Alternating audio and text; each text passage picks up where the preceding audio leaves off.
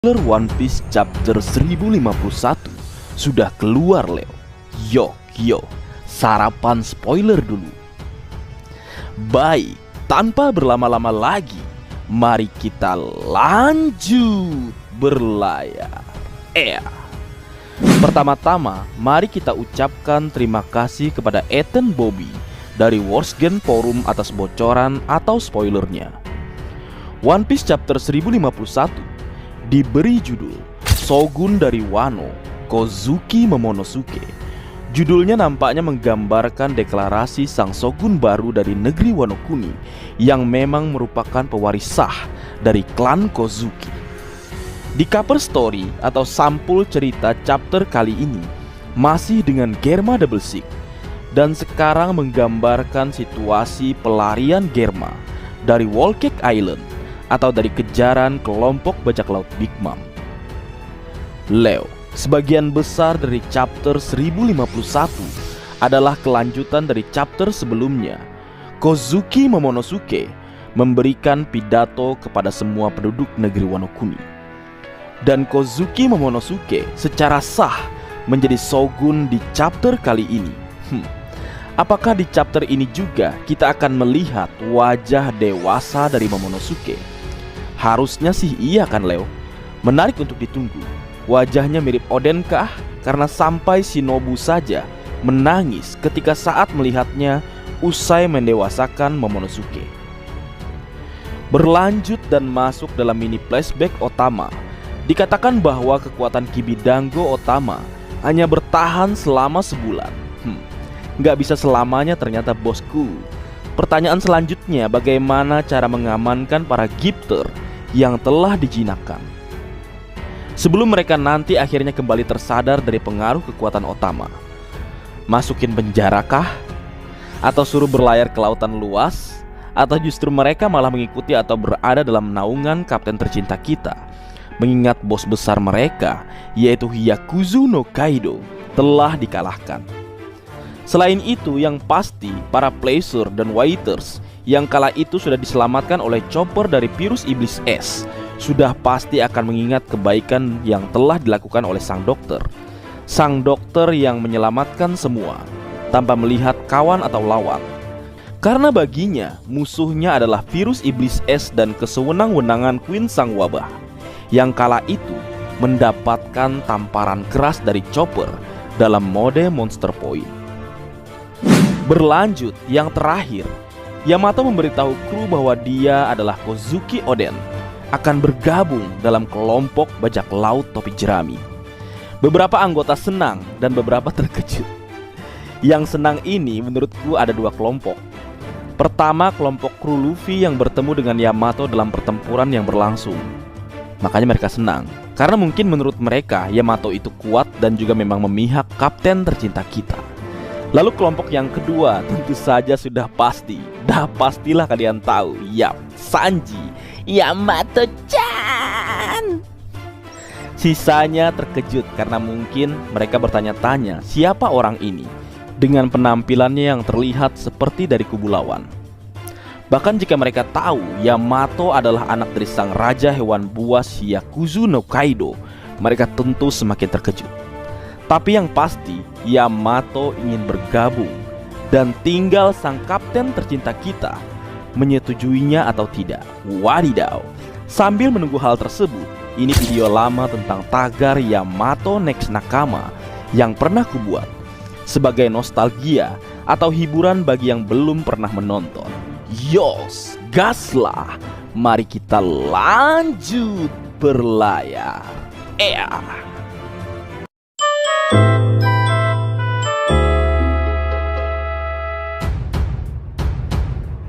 Leo, minggu ini One Piece memang rehat sejenak. Dan untuk mengisi kesenggangan yang ada, sebuah konten spesial untuk kalian semua. Sebelum lanjut ke pembahasan, sahabat Marga Anime semua, tolong follow Instagram official Marga Anime. Link ada di deskripsi. Oke? Baik, kita mulai pembahasannya. Di chapter 994, Oda Sensei menuliskan sebuah judul yang menarik. Nama lainku adalah Yamato. Memang benar, judul tersebut tentunya merujuk atau berkaitan dengan isi cerita yang menampilkan Yamato yang memperkenalkan dirinya pada Momonosuke. Tapi Leo, sebenarnya ada yang menarik selain hal tersebut yang berhubungan dengan judulnya. Mimin dapat info ini dari dua orang sahabat Mimin. Yang pertama, jika boleh kusebut, Kakanda Tanjung. Mungkin sebagian dari kalian ada yang kenal, karena beliau merupakan salah satu admin di grup One Piece Facebook, yaitu IOP atau Informasi One Piece. Link Facebook beliau dan grup IOP ada di deskripsi ya Leo. Kemudian yang kedua, atau orang yang kedua, seseorang misterius di grup kami. Kami mengenalnya dengan nama Jinbe, bukan Jinbe ya. Baik, kembali ke pembahasan tadi. Mereka menggaungkan tagar Yamato Next Nakama berdasarkan judul chapter 994 yang berbunyi, "Nama lainku adalah Yamato." Dan ucapan tersebut juga bisa kita hubungkan dengan dua konten kita sebelumnya yang berjudul Tekad yang Diwariskan dan juga kru terbaru kelompok bajak laut topi jerami. Sehingga alasan inilah yang membuat Mimin ingin membuat konten ini, tentu dengan beberapa tambahan atau sentuhan atau pendapat atau opini atau bisa juga disebut teori dari Kuleo. Jadi tagar Yamato Next Nakama ini nggak sembarangan tagar, karena pada beberapa chapter berikut ini terdapat chapter yang merupakan chapter spesial dengan cover dan judul yang merujuk pada nama-nama kru kelompok bajak laut topi jerami. Dan memang benar, setelah chapter-chapter tersebut rilis, orang yang disebutkan dalam judul chapter tersebut resmi menjadi kru kelompok bajak laut topi jerami atau nakama kapten tercinta kita, Baka Sencho Monkey D. Luffy.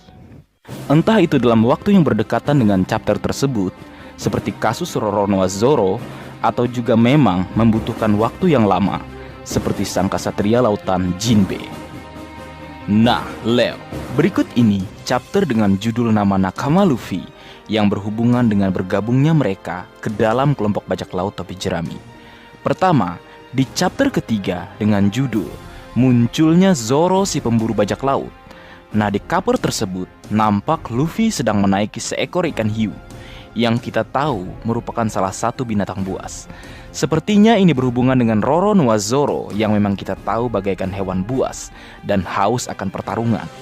Bayangkan saja, di awal-awal cerita One Piece, dia yang merupakan pendekar pedang yang bisa kita anggap pengalamannya baru seumur jagung, berani menantang seorang pendekar pedang terkuat di dunia, Takanomi Dracul Mihawk, yang berakhir tentu dengan kekalahan telak bagi Roronoa Zoro. Dan memang seperti cover tersebut yang menampilkan Luffy menaiki seekor ikan hiu yang ganas, akhirnya Luffy berhasil mengajak seorang Roronoa Zoro yang merupakan seorang pemburu bajak laut menjadi kru bajak laut pertamanya. Bagaimana Leo? Menarik bukan? Seorang pemburu bajak laut akhirnya menjadi seorang bajak laut. Baik, kita lanjut yang kedua. Di cover chapter 8 dengan judul Nami, terlihat Luffy dan Zoro berada di sebuah kapal, dan Luffy nampak berpose mencari sesuatu dan diikuti beberapa binatang yang lucu dan sedikit aneh. Di cover ini, kapal yang Luffy dan Zoro naiki layarnya masih tergulung dan belum terkembang. Yang menurut pendapatku, sebuah kapal sebelum mengembangkan layarnya memerlukan seseorang sebagai navigator kapal. Karena mengarungi lautan, apalagi itu lautan dunia One Piece yang penuh dengan keanehan dan keajaiban, seorang navigator memang diperlukan. Dan tepat seperti yang Luffy lakukan dalam cover, nampaknya dia sedang mencari seorang navigator untuk membantunya memandu perjalanannya di lautan. Dan orang tersebut adalah Nami, sang kucing pencuri yang bercita-cita menggambar peta dunia. Dan dia adalah seorang navigator yang tidak perlu kita ragukan lagi jika melihat sepak terjangnya dalam membantu Luffy mengarungi lautan dunia One Piece sampai saat ini. Yang paling Mimin ingat adalah momen ketika kelompok bajak laut topi jerami menaiki sebuah knock upstream menuju ke Pulau Langit. Nami kala itu sangat keren menurutku, dengan memandu Going Merry berlayar di atas permukaan knock upstream. Sugoi. Berlanjut yang ketiga, di cover chapter 23 dengan judul Munculnya Kapten Usopp. Terlihat Zoro sedang membuat sebuah tong bersama seekor katak. Di belakangnya ada Luffy yang membawa sebuah palu kayu, dan Nami yang membelakangi mereka menggunakan sebuah payung. Jika melihat cover chapter 23 ini, memang sungguh cocok untuk menggambarkan seorang Usopp yang memang ahli segala hal. Mengerjakan apa saja bisa dia lakukan meskipun hasilnya tidak maksimal. Misalnya memperbaiki kapal. Dan memang benar setelah cover chapter 23 dengan judul munculnya Kapten Usopp, akhirnya benar-benar terjadi.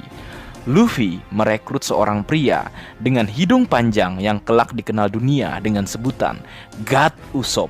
Bagaimana Leo? Menarik bukan? Baik, lanjut yang keempat. Di cover chapter 43 dengan judul Sanji, terlihat Kapten Buggy yang mendarat di pulau tempat kediaman Gaimon. Buggy yang nampaknya mendarat dengan keras, terlihat dengan pose kaki ke atas. Dan kembali lagi, menurutku hal tersebut berkaitan dengan Kurohashi no Sanji atau Sanji si kaki hitam, yang memang saat bertarung menggunakan kakinya. Selain itu, Gaimon yang kita tahu memiliki rambut hijau, apakah juga bisa kita anggap berhubungan dengan siapanya Sanji ya? Ketika sudah menjadi bagian dari kelompok bajak laut topi jerami. Dan memang benar, setelah cover chapter 43 dengan judul Sanji rilis, di akhir Arch Barati, Sanji benar-benar direkrut oleh kapten tercinta kita sebagai koki kapal atau kru yang keempat. Bagaimana Leo? Lanjut ke bagian kelima. Di cover chapter 139 dengan judul Tony Chopper, terlihat Django membuka kacamatanya dan matanya berbentuk hati. Sedikit sulit jika mengaitkannya dengan seorang Tony Chopper. Namun jika boleh sedikit kita paksakan, mata Django yang berbentuk hati memang masih bisa dihubungkan dengan seorang dokter yang terkadang digambarkan dengan hati dan stetoskop. Mengobati dengan hati atau dengan cinta, love. Dan kembali ke cover chapter 139 dengan judul Tony Chopper. Memang benar, setelah kemunculan cover chapter tersebut, tepatnya di akhir Arch Drum Island, kapten tercinta kita benar-benar merekrut Tony Chopper sebagai salah satu krunya dengan peran sebagai dokter kapal kelompok bajak laut topi jerami. Bagaimana Leo? Bagian ke-6, cover chapter 201 dengan judul Nico Robin. Lebih tepatnya, cover chapter diganti dengan Color Sprite oleh Oda Sensei. Semua laki-laki di kelompok bajak laut topi jerami, mulai dari Luffy, Zoro, Sanji, Usopp dan Chopper melakukan gerakan bela diri atau mungkin juga gerakan dalam pertarungan. Sedangkan Nami yang kala itu memang satu-satunya kru wanita, nampak bersantai menikmati segelas minuman dingin. Mencari kaitan Color Sprite ini dengan Nico Robin memang agak sulit. Namun yang pasti, Color Sprite ini mengatakan jika seluruh kru dari kelompok bajak laut topi jerami siap menjaga dan melindungi krunya, terlebih mungkin kru tersebut seorang wanita. Dan memang benar, usai munculnya Color Sprite chapter 201 dengan judul Nico Robin, kapten tercinta kita, Baka Sencho Monkey D. Luffy, mengajak bergabung seorang wanita, mantan anggota organisasi Baroque World yang sudah ia hancurkan. Karena wanita tersebut tidak memiliki tempat untuk kembali. Dan wanita tersebut bernama Nico Robin, yang kelak akan menjadi salah satu orang yang dicari dunia karena kemampuannya membaca poneglyph. Tentu akan banyak orang yang mengincarnya, namun seperti yang Robin katakan saat Arch U, dia tidak takut atau khawatir lagi karena dia berada di antara orang-orang kuat yang akan selalu melindunginya. Sugoi, aku sedikit merinding saat membacanya. Lanjut ke bagian ke-7, cover chapter 329 dengan judul Namaku Franky. Di cover chapter 329 ini, terlihat salah satu pendeta God Enel, yaitu Gedatsu, berhasil mengalahkan seekor tikus tanah raksasa.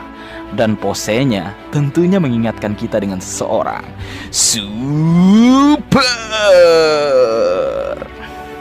Yap, posenya nampak seperti Franky. Dan memang benar setelah cover chapter 329 dengan judul Namaku Franky ini keluar di akhir Arch Water 7 dan Enies Lobby, kapten tercinta kita berhasil mengajak sang cyborg untuk menjadi salah satu krunya. Mantap, super. Berlanjut ke bagian ke-8, cover chapter 453 dengan judul Cuaca Berawan dengan Kemungkinan Ketulang. Sebuah judul yang unik, namun jika kita mengingat sosok Brook saat pertama kali bertemu Luffy, dia memang berada di sebuah kapal yang berlayar di wilayah yang tidak disinari mentari karena ditutupi awan dan kabut. Seseorang yang tinggal tulang belulang, bertualang seorang diri di bawah bayang-bayang karena telah kehilangan bayangannya, yang akhirnya menyebabkan dirinya tak bisa lagi melihat cahaya matahari. Dan memang benar, setelah cover chapter 453 dengan judul Cuaca Berawan dengan Kemungkinan Ketulang rilis, Monkey D. Luffy atau sang Kapten Bakayaro di Arch Trailer Bark merekrut seorang kru yang nampak aneh dan juga menakutkan karena hanya berupa tulang belulang tengkorak berjalan. Yap, Soul King Brook bergabung sebagai salah satu kru sang calon Raja Bajak Laut selanjutnya. Mantap. Berlanjut, yang ke-9 di cover chapter 528 dengan judul Jinbe, Sang Kasatria Lautan. Terlihat sebuah kapal yang meninggalkan sebuah pulau, dan di pulau tersebut tertinggal sebuah kapal. Jika mengingat Jinbe yang merupakan mantan si Chibukai dan kapten kelompok bajak laut matahari, yang akhirnya memilih meninggalkan kelompok bajak laut matahari dan menyerahkan kepemimpinan pada Aladdin untuk selanjutnya menggantikan posisi serta perannya. Sangat sesuai dengan cover chapter 528.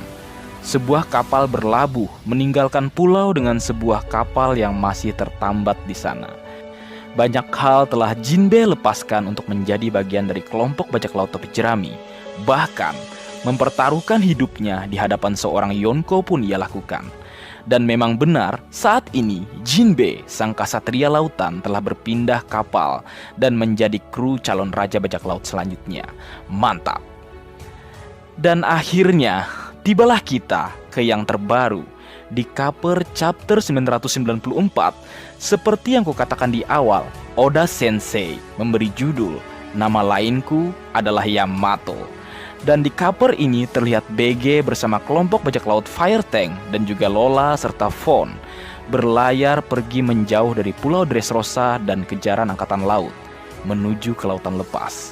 Mereka akhirnya bebas, hal yang bisa menggambarkan seorang Yamato yang di awal kemunculannya memang dibelenggu dengan borgol yang bisa meledak dengan tujuan agar dirinya tidak bisa keluar atau meninggalkan Pulau Onigashima atau negeri Wano Kuni.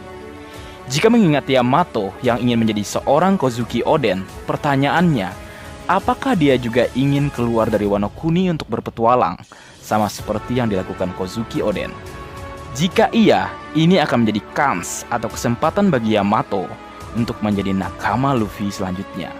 Karena jika nanti usai tumbangnya hegemoni dari bajak laut buas Kaido, Yamato tidak ada tempat untuk kembali, sama seperti yang terjadi pada Nico Robin usai Baroque Walk hancur.